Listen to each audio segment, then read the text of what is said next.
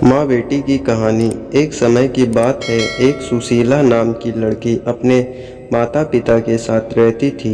वह अपने माता पिता की इकलौती बेटी थी। उसके माता पिता उससे बहुत प्यार करते थे, इसलिए वह जो भी मांगती थी उसे ला कर दे देते थे।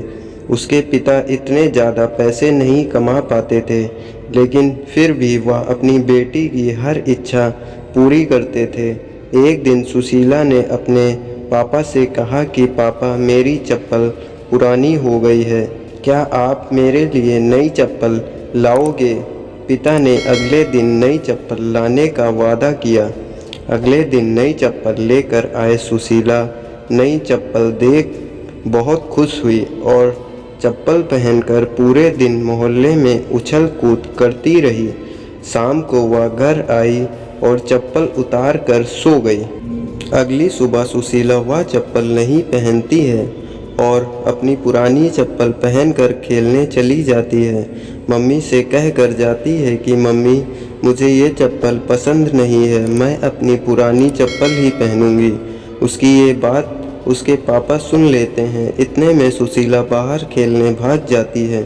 सुशीला के पिता उसके पीछे गए और उसे अपने पास बुलाकर कहा कि बेटा, अगर तुम्हें नई चप्पल नहीं पहननी थी तो तुमने क्यों मंगवाई, और तुमने उसे कल पूरे दिन पहन कर रखा।